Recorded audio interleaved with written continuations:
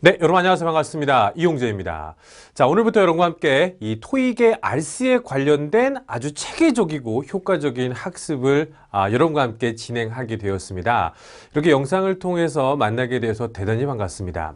사실 이 토익이라는 시험은요, 많은 학생들이 단순하게 암기만 하면 어느 정도 성적이 나올 것이다라고 생각하는 분도 계시는데요. 토익이 그렇게 호락호락한 시험만은 아니겠죠. 단순한 암기만으로는 절대 어느 정도 이상의 성적을 맞지 못하게 특별한 장치를 마련해 놓고 있습니다. 그렇기 때문에 가장 중요한 점은요, 가장 최근에 출제 기관인 ETS에서 어떠한 형태로 출제를 하는지에 대한 이 최근에 대한 경향 분석뿐만 아니라요, 여러분들이 암기 이전에 철저한 이해가 수반된 학습이 진행되어야 여러분들이 원하시는 성적을 받게 될 것으로 사료됩니다.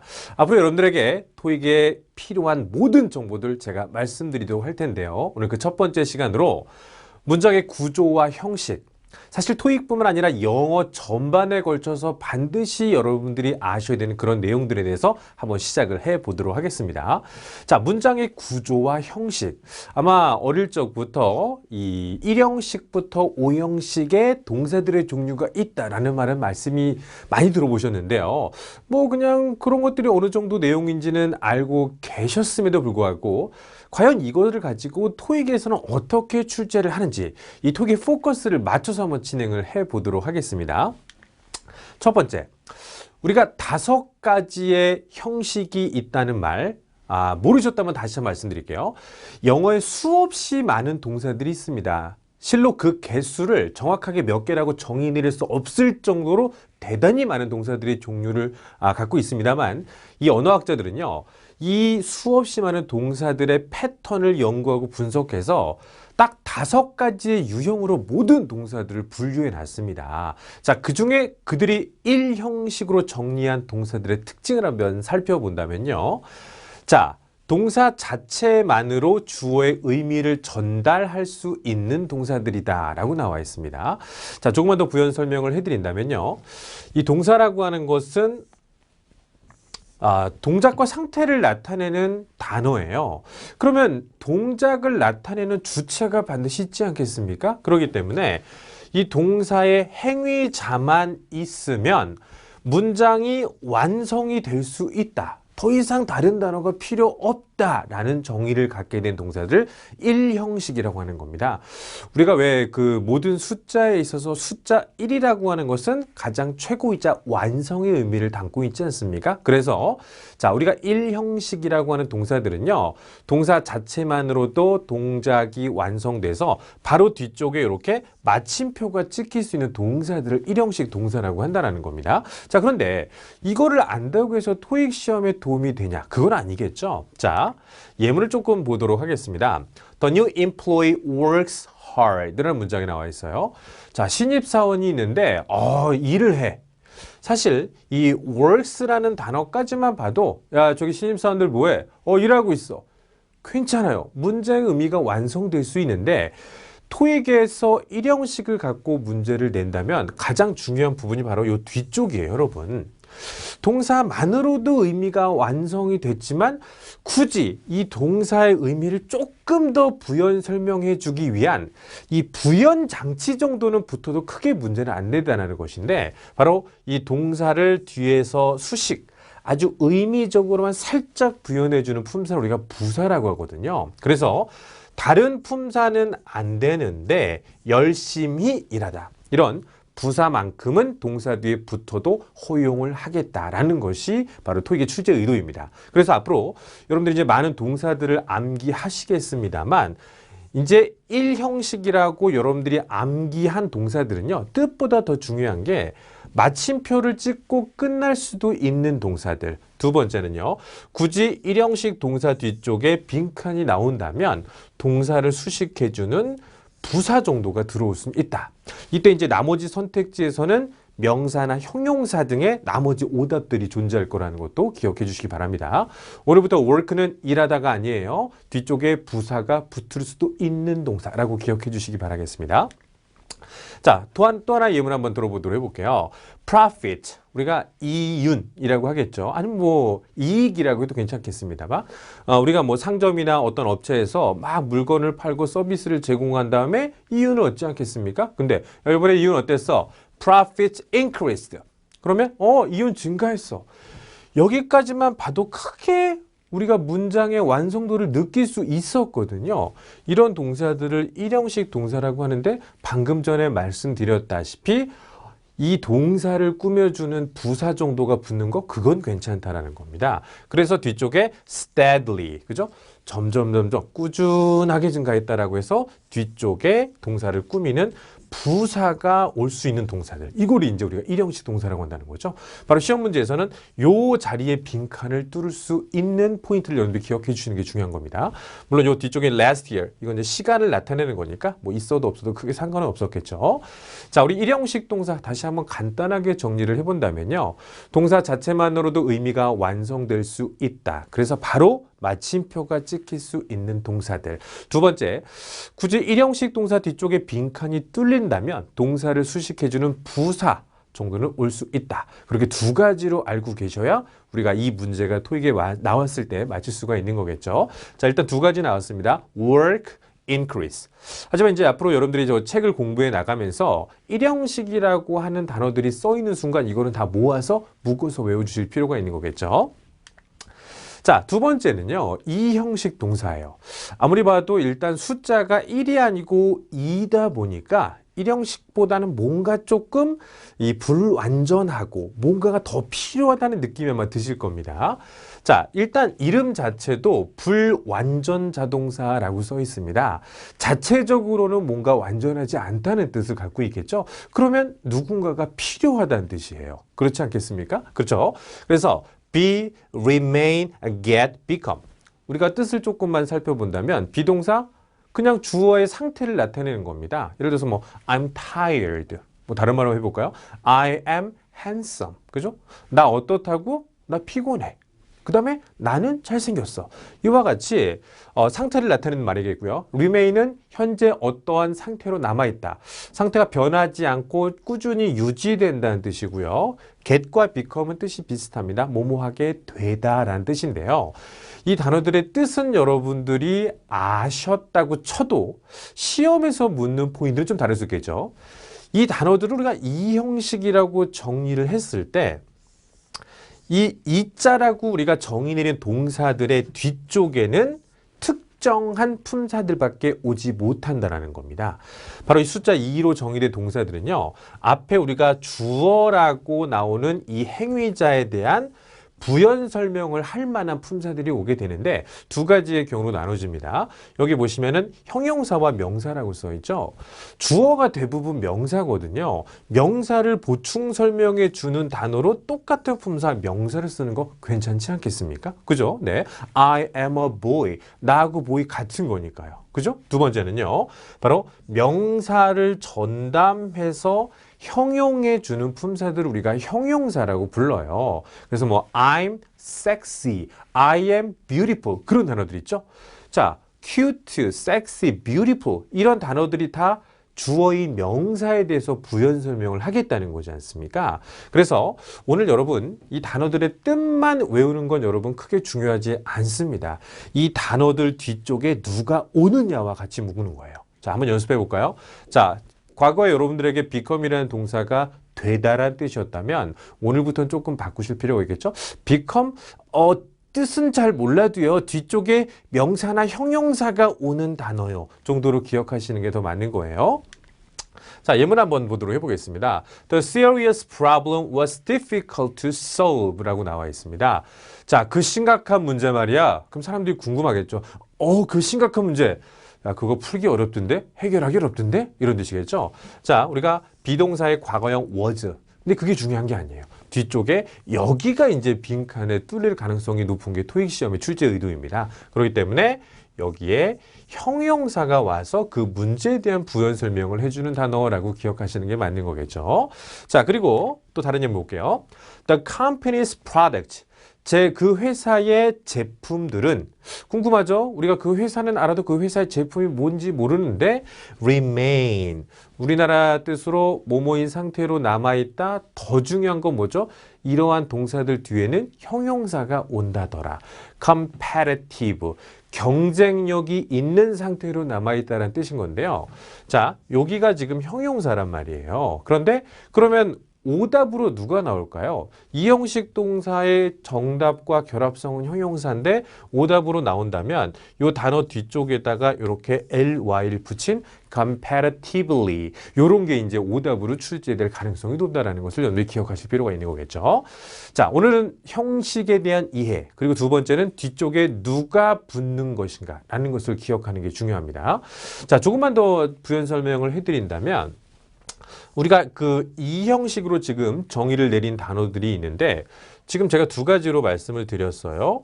명사가 오는 경우도 있고 형용사가 오는 경우도 있다라고 말씀드렸는데 그럼 만약에 토익 시험에서 두 가지가 다 선택지상에 존재한다면 우리는 어떻게 해야 될까요? 막 찍어야 될까요? 그건 아니겠죠. 바로 명사가 오면 주어랑 해석상 동격으로 처리되는지를 꼭 보셔야 돼요. 아까처럼 I am a boy. 이게 동격이면 명사가 되는 건데 만약에 형용사가 올 때면요. 주어랑 이 뒤에 있는 단어가 동격이 아니라는 것만 여러분들이 생각하시면 되는 겁니다. 알겠습니까? 네. 예를 들어서 한번 볼게요. 이 문제는 중요해. 지금 여기 있는 예문 한번 보도록 할게요. The serious problem was difficulty. 자, y 붙이면 여러분 이 단어 명사가 되거든요. 그 심각한 문제는 어렵다라는 말은 괜찮은데 그 심각한 문제는 어려움이야. 어려움, 문제. 이게 동격인가요? 그렇지는 않잖아요. 그죠? 네. 그래서 동격이면 명사 아니면 형용사라고 이해하시는 게 편할 겁니다. 자, 하나만 더 볼게요. The famous speaker is our supervisor 라고 나왔습니다. 그 유명한 연사님은 누구야? 누구야? 우리 상사야. 이런 뜻이겠죠? supervisor와 speaker가 동격으로 처리될 땐 이와 같은 명사들이 올 수 있다는 겁니다. 그죠? 네. 자, 지금 계속해서 여러분들에게 제가 주입시켜 드리고 있습니다. 동사의 형식은 중요한 게 누구랑 같이 오는지의 결합성을 이해하는 것이라는 것이죠. 자, 세 번째, 삼형식 동사. 사실 우리가 이제 토익을 학습함에 있어서 1형식부터 5형식까지 5가지의 종류가 있는데 이게 다 20%씩 존재한다고 생각하시면 조금 모든 동사를 바라볼 때마다 조금 어렵겠죠? 야, 이거 확률이 5대 1인데 도대체 어디 있을까라고 생각하시겠는데 제가 중요한 팁을 하나 드리도록 하겠습니다. 5가지 형식 중에 가장 많은 포션을 차지하고 있는 동사가 바로 삼형식이에요. 즉, 제가 감히 그 비율을 얘기한다면 토익에서 출제되는 동사들로 봤을 때 한 60%에서 70%는 다 삼형식 동사들이에요. 가장 많은 비율을 차지하고 있는 동사라는 것을 미리 좀 말씀드리겠습니다. 동사 다음에 바로 목적어가 오는 문장들, 문형의 형태라는 것이죠. 우리가 항상 말을 하다 보면요. 나 공부해. 뭐? 영어를. 그죠? I study English. 야, 너 뭐 먹냐? 그러면은 I eat lunch. 나 먹어. 점심을. 이런 식으로 우리가 일상생활에서 하는 말 중에서 동사 뒤에 이 명사가 오는 경우가 얼마나 많은지는 여러분도 아마 인정하실 거예요. 자, 그런데 이 목적어라는 단어를 지금 명사라고 제가 말씀을 드렸는데 명사의 종류가 여러분 하나는 아닙니다. 종류가 되게 여러 가지가 있어요. 원래 태어날 때부터 명사인 애들도 있고요.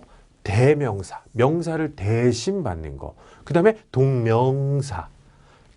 동사였다가 명사화된 단어도 명사죠. 그 다음에 대절이라고 하는 건데 이 대절도 여러분 명사절 접속사라고 불러요. 그러니까 하나의 경우만 외우시는 게 아니라 명사, 대명사, 동명사 그리고 that 요 정도를 알고 계셔야 우리가 삼형식을 안다라고 얘기할 수 있는 거예요. 한번 예문을 통해서 보도록 해보겠습니다. The managers are discussing 라고 나왔습니다. 매니저들이 지금 토론하고 있대. 필요한 게 뭐죠? 뭘 토론해? 명사가 필요하죠. 그 명사가 the sales figures, 판매 수치를 토론하고 있대.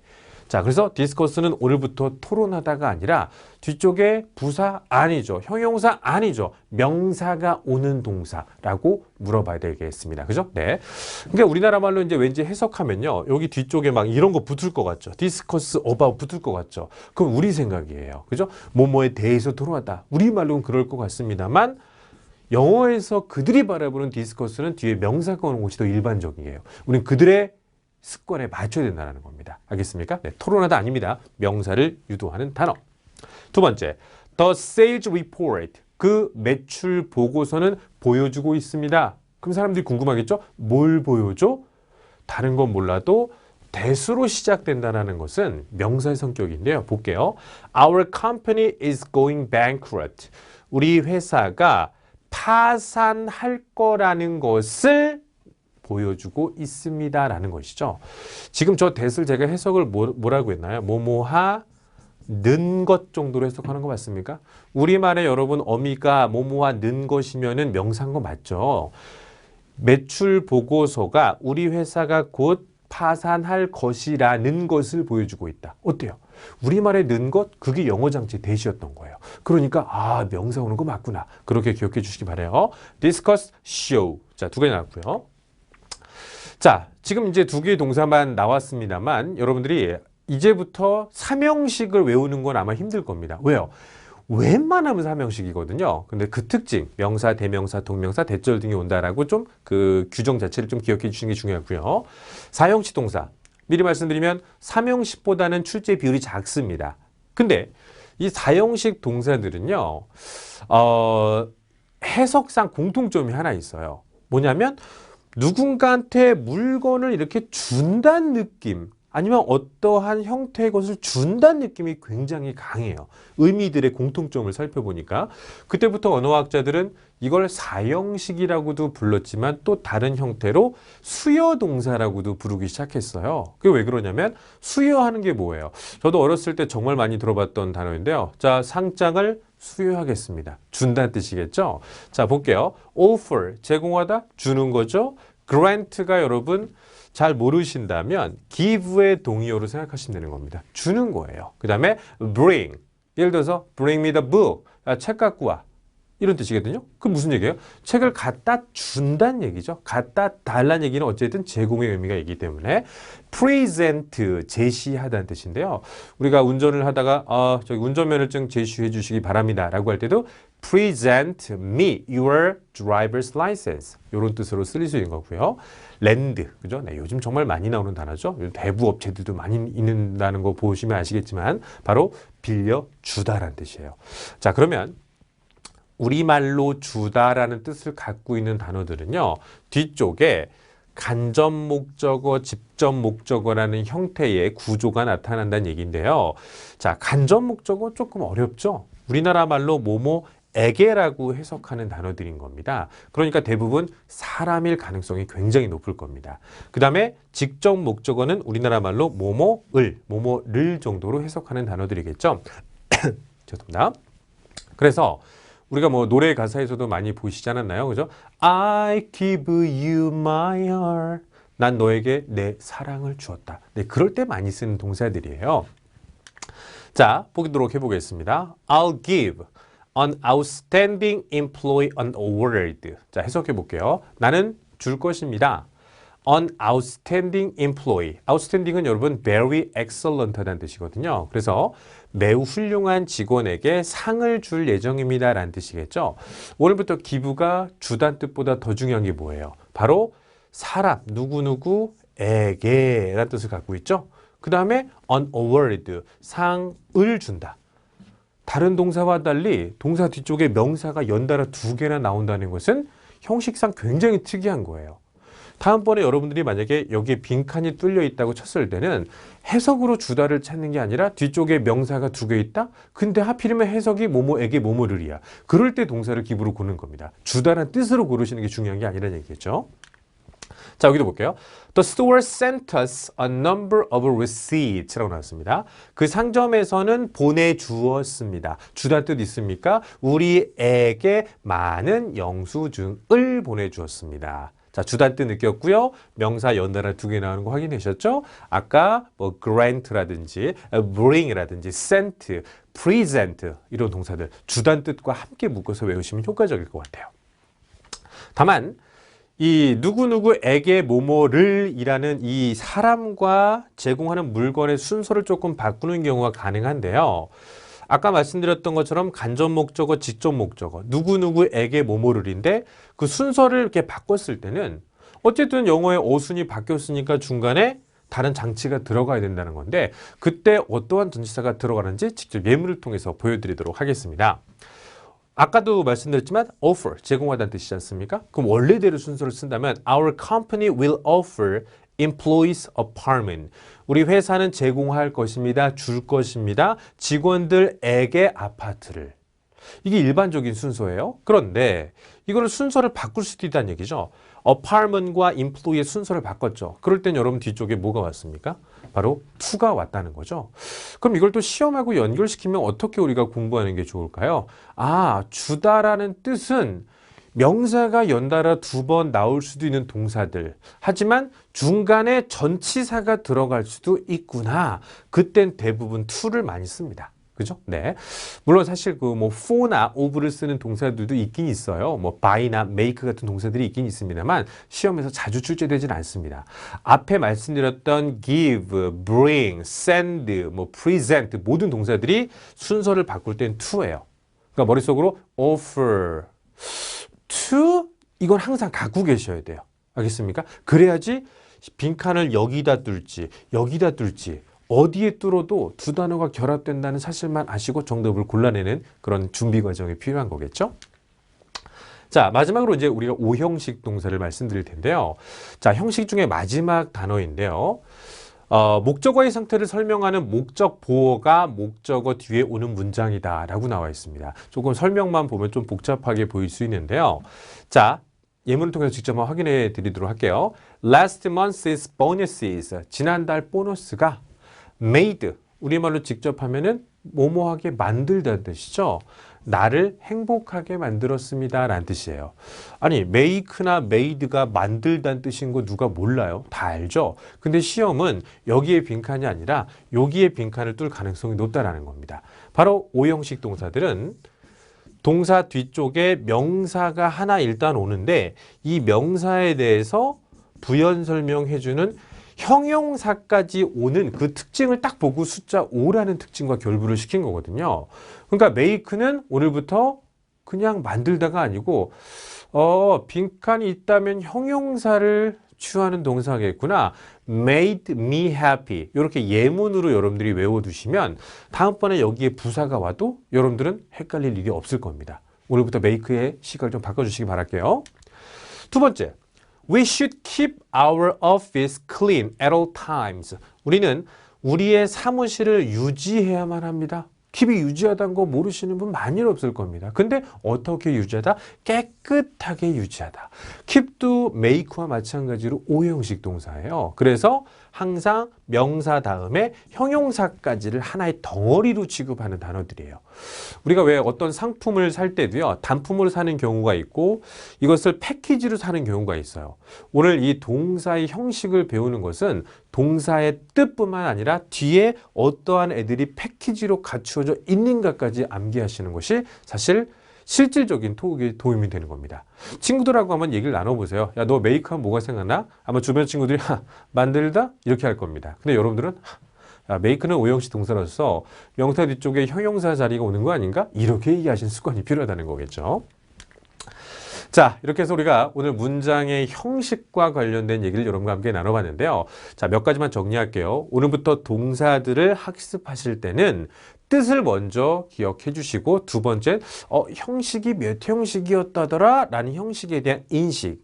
그리고 마지막에는 이 형식에 맞게 뒤쪽에는 어떠한 패키지가 구성되어져 있는가 라고 하는 것을 앞으로 이제 모든 동사들이 나올 때마다 학습을 하신다면 여러분들은 비단 동사뿐만 아니라 영어 구조 자체에 대한 확실한 학습이 될 것으로 사료됩니다.